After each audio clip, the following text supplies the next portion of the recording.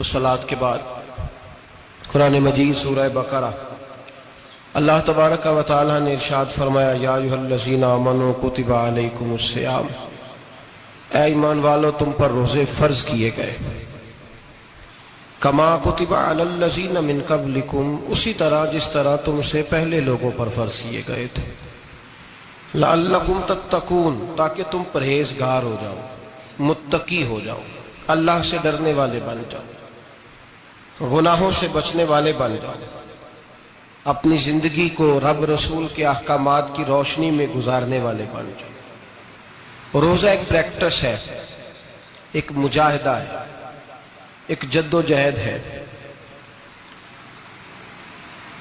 जद्दोजहद किस चीज़ की? अल्लाह की रज़ा के मुताबिक अपने आप को ढालने की जद्दोजहद। सौम का लुग़वी माना होता है रुक जाना। हलाल रिज़्क सामने पड़ा है, हलाल मशरूब सामने पड़ा है, हलाल रिश्ता बीवी का मौजूद है, लेकिन इन सब चीजों से हालत रोजा में रुकना, अल्लाह की रज़ा के लिए रुकना, इसका नाम रोजा है। सौम का माना रुकने के हैं, परहेज करने के हैं, बचने के हैं। हर चीज मौजूद है लेकिन अल्लाह का हुक्म नहीं है तो लिहाजा खा नहीं सकते। तो रब फरमाते जब जायज चीज है तू मेरी मर्जी के बगैर मेरे हुक्म के नहीं खा सकता, तूने रुकना है तो हराम कैसे खा लेता है? अब जायज चीज के लिए तुझे हुक्म है, मैं कहूं तो खाएगा, मैं कहूं तो नहीं खाएगा। मैंने हुक्म दे दिया, जायज है, रोटी है, खाना है, गोश्त है, तेरी फ्रिज में पड़ा सारा कुछ, तू बाइख्तियार है, मुंह में दांत भी हैं, हजम करने को हाजमा भी है, भूख की शिद्दत भी है, पर मेरी इजाजत के बगैर तू खा सकता? रोजा रख लिया, तुझे हुक्म नहीं कि तू खाए। जब जायज चीज मेरी मर्जी के बगैर नहीं खा सकता तो नाजायज कैसे खाएगा? मेरे नबी पाक अलैहिस्सलातु वस्सलाम ने अपने खूबसूरत अल्फाज के अंदर इस मफहूम को बयान फरमाया। महबूब पाक सल्लल्लाहु अलैहि वसल्लम फरमाते, जिसने झूठ नहीं छोड़ा, गीबत नहीं छोड़ी, बुराई नहीं छोड़ी, अल्लाह को उसके भूखे प्यासे रहने की कोई जरूरत नहीं। वो काहे का रुका है? जब कोई काम तो उसने अल्लाह की रिदा वाला किया नहीं। रोजा रख के दगा कर रहा है, रोजा रख के झूठ बोल रहा है, रोजा रख के कम माप रहा है, तोल रहा है, धोखा दे रहा है, रिश्वत ले रहा है, फराड कर रहा है, हराम का माल इकट्ठा करके कहता है उसमें से चलो 10 देंगे भी पका देंगे। वो भाई जो काम अल्लाह ने तुझे करने को हुक्म दिया था, जब तू वो बजा ही नहीं ला रहा, मकसद रोजा ही तू हासिल, लअल्लकुम तत्तकून। रोजे का मकसद ये है कि तू परहेजगार हो जाए। मेरे नबी पाक अलैहिस्सलातु वस्सलाम की बारगाह आली मर्तबत में 2 औरतें आई, ये चीजें खा लो, कहने लगी महबूबा हमने रोजा रखा हुआ है। फरमाया नहीं, तुम्हारा तो रोजा नहीं है, हुजूर रखा हुआ है रोजा, सहरी से लेकर अब तक कुछ नहीं खाया, शाम तक भी नहीं खाएंगी। महबूब ने फरमाया जरा कह तो करो, उल्टी तो करो। कह की तो उनके हलक से खून भी निकला और गोश्त के लोथड़े भी निकले, फोटियां भी निकली। नबी पाक ने फरमाया वहां बैठ के तुमने अपने जानने वालों की गीबत नहीं की, चुगली नहीं खाई? खामोश हो गई, गर्दनें झुक गई। नबी पाक ने फरमाया तुमने कुरान नहीं पढ़ा कि जो अपने भाई की गीबत करता है वो मुर्दा भाई का गोश्त खाता है? तो गोश्त खा के भी तुम्हारा रोजा रह गया। किस तरह का रोजा है कि सब रोजा रख के ना रखने वालों पे तनकीद कर रहे हैं। तरावियां पढ़ के निकले हैं तो कहते हैं मैं अकेला ही नेक हूं, बाकी तो मोहल्ले में कोई पढ़ता ही नहीं। ये कैसा तेरा रोजा है कि तू रोजा रख के तो उसके मकसद को नहीं समझा? लअल्लकुम तत्तकून। रोजादार तो वो है कि रोजा रखा हुआ है, खाने भी से रुका है, पीने से भी रुका है, अमले ज़ौजिया से भी रुका है, फिर वो झूठ से भी रुके, गीबत से भी रुके, बदनिगाही से भी रुके, हराम खारी से भी रुके सारी चीजों से। ये बतलाइए कि रोजे की हालत में अपनी बीवी के पास जाना मना है तो गैर महरम को देखना जायज है? हमारे टीवी पे मैंने पहले भी कहा था कि हम ठेकेदार और जिम्मेदार नहीं है मजहब के।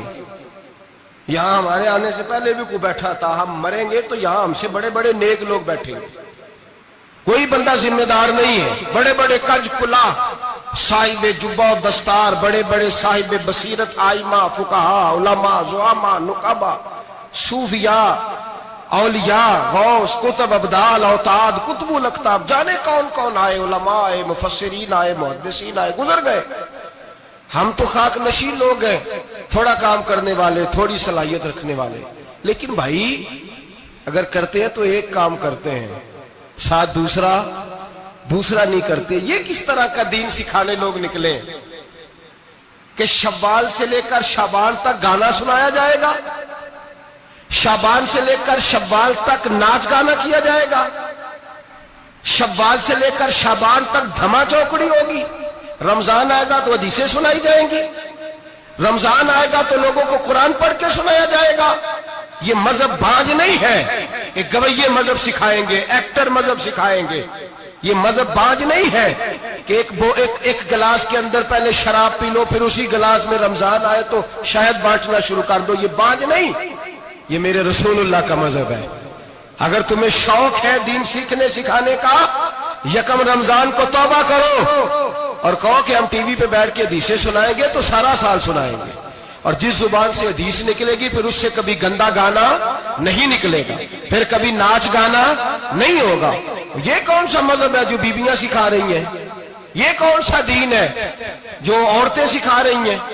میرے رسول پاک صلی اللہ تعالی علیہ وآلہ وسلم کا وہ مذہب ہے کہ میرے اعلیٰ حضرت فاضل بریلوی رحمت اللہ علیہ نے فرمایا مرد کے لیے جائز نہیں کہ وہ عورت کی زبان سے میلاد بھی سنے، نعت بھی سنے.